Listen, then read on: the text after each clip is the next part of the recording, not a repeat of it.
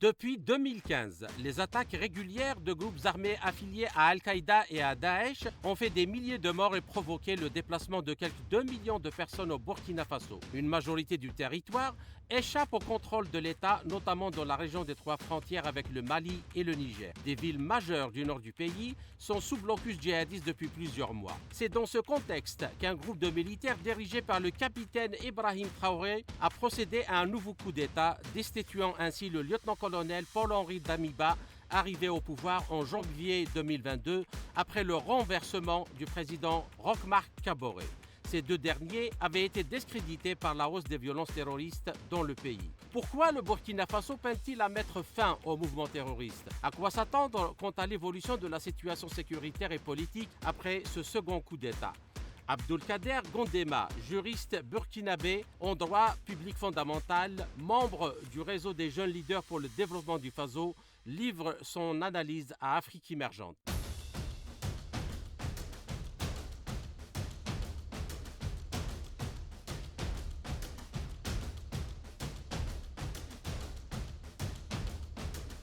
Nous allons partir par une chronologie de la situation depuis le président Roch Kabore au récent coup d'État mené par le MPSR avec à sa tête le capitaine Ibrahima Traoré. Sous le régime de l'ex-président M. Roch Christian Kabore, nous avons eu des événements terroristes qui ont entaché et qui ont déstabilisé le pays, non seulement sur le plan interne, mais également sur sa coopération à l'international. Cela a engendré une déstabilisation non seulement de son pouvoir, mais également de l'inquiétude de la population. Voilà. Ce qui a engendré le coup d'État du 26 janvier passé par le lieutenant-colonel Paul-Henri Sandaogo Damiba était l'incapacité du pouvoir de M. Roch Kabore à faire face à cette nouvelle forme de terrorisme qui déstabilisait le pays au plus profond. Nous avons eu, entre autres, l'attaque d'Inata de Setenga, l'attaque d'Inata, autant pour moi, qui a engendré, qui était la goutte d'eau de trop, qui a engendré des mouvements d'humeur au sein de la population, mais également la révolte au sein de l'armée. Face à cette situation, le lieutenant-colonel Paul-Henri Sandaogo Damiba s'est confronté à la dure réalité et a pris ses responsabilités grâce au MPSR pour renverser le président Roch Kabore et ainsi remettre le pays sur les rails de la sécurité. Tel était le cheval de bataille du MPSR à son arrivée pour sa prise de pouvoir. Cela est apparu comme étant lueur d'espoir pour la population, notamment, et l'objectif principal était la reconquête du pouvoir, du territoire autant pour moi, comme était le slogan de M. Damiba à son début, reconquérir le pouvoir et faire un premier bilan en 5 mois de mandat. Force était de constater que cette prise de pouvoir n'a pas rythmé avec les intentions primaires du MPSR et avec l'attente du peuple. Le peuple s'attendait plus à une accentuation sur la lutte antiterrorisme, sur des faits concrets et pragmatiques de la part des militaires, mais nous avons été servis plus par un repas politique qu'un repas militaire, ce qui a engendré une détérioration au plus profond de la situation sécuritaire avec une perte à plus de 40% du territoire.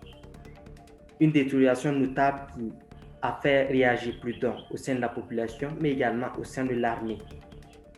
Et la goutte d'eau de trop qui a fait déborder le vase concernant le pouvoir de M. Paul-Henri Sandaogo Damiba était l'attaque récente au niveau de Djibo, un convoi humanitaire qui était censé ravitailler la population en désarroi total pour leur permettre d'assurer le strict minimum.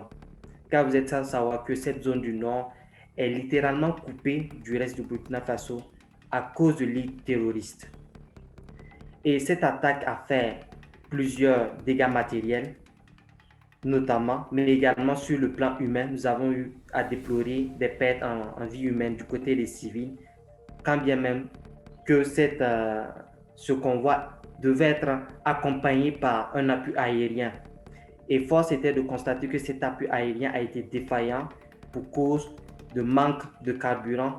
L'hélicoptère est obligé de faire un retour, ce qui a crispé, ce qui a galvanisé la population, mais également l'armée à prendre ses responsabilités quant à cet échec. Et force était de noter que lors du dernier déplacement du président à New York, lors de sa rencontre avec la communauté burkinabé résidant à New York, un Burkinabé lui avait posé une question et pas des moindres. N'est-ce pas un peu trop tôt d'effectuer un déplacement à l'international pour un sommet dont votre présence n'est pas obligatoire et laisser la population en désarroi quant à cette situation assez critique liée au terrorisme? Le président avait rétorqué qu'il était venu en quête de partenariat afin de renforcer l'armée et de mieux lutter contre le terrorisme.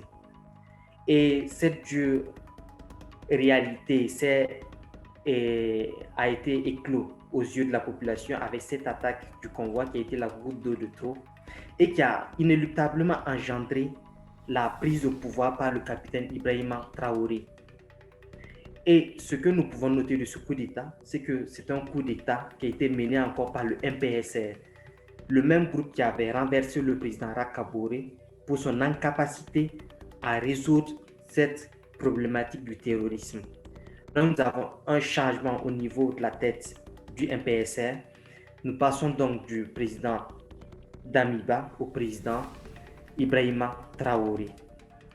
Et le groupe du MPSR reprochait plus au président Damiba de se focaliser plus sur la politique que sur la lutte antiterroriste, chose pour laquelle le MPSR a pris ses responsabilités en janvier dernier.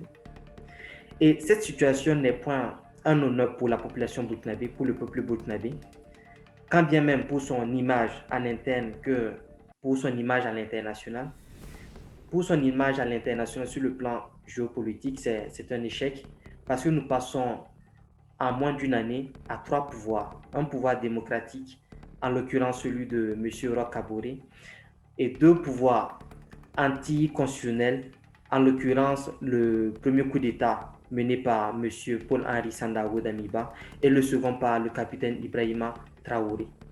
Donc pour l'ordre constitutionnel, cela ne nous honore point. Et sur le plan interne également, cela pourrait effriter plus ou moins la cohésion sociale et donner plus un regain au terrorisme. En témoignent les événements récents de crise à Ouagadougou, où nous avons noté notamment des échanges de tirs entre des frères d'armes de l'armée, puisqu'il y avait une fluctuation entre le camp pro-Damiba et le camp pro-Traoré. Malheureusement pour le lieutenant-colonel Damiba, la population avait un soutien à l'égard de M. Ibrahima Traoré, qu'il voyait en lui comme étant celui qui pourrait restaurer l'honneur et les territoires du Burkina Faso. Donc, sur le plan sécuritaire, M. Ibrahima Traoré, par ses déclarations aux médias, a fait l'état des lieux et nous avons eu plus ou moins la confirmation de certaines hypothèses de l'opinion publique dont nous ne pouvons pas confirmer. Et nous avons eu la confirmation suite aux déclarations de M. Ibrahima Traoré, notamment au niveau de la chaîne de commandement, mais également au niveau de la logistique. Chose que nous avons tant décriée lors du deuxième quinquennat de M. Roch Kaboré, mais également de la prise de pouvoir par M. Paul-Henri Sandaogo. Force était de noter que M. Ibrahima Traoré a noté de façon succincte les échecs et également les manquements au niveau de l'armée. Non seulement il a évoqué la bourgeoisie de la hiérarchie qui s'enrichissait. Donc nous pouvons croire en fait que la lutte antiterrorisme depuis le premier quinquennat de M. Roch Christian Kaboré s'apparentait plus à un business qu'à une lutte pragmatique et concrète sur le terrain. Deuxièmement, nous avons un point qu'il a noté et un point vraiment majeur, c'est la non-considération de la valeur humaine. À savoir envoyer des jeunes officiers au front sans expérience, sans matériel adéquat, sans logistique vraiment adéquate pour faire face à l'île terroriste, aller se faire massacrer, envoyer des convois sans accompagnement majeur pour éviter le drame, comme celui qui s'est passé récemment à Djibo, c'est vraiment déplorable. Tels étaient les manquements que le capitaine Ibrahima Traoré a eu à souligner et les motivations qui l'ont poussé à renverser son aîné, le lieutenant-colonel Paul-Henri Sandaogo.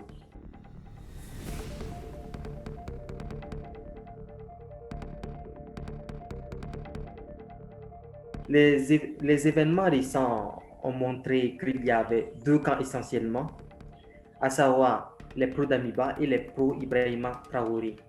Nous avons eu également une condamnation ferme de la part de la CEDEAO.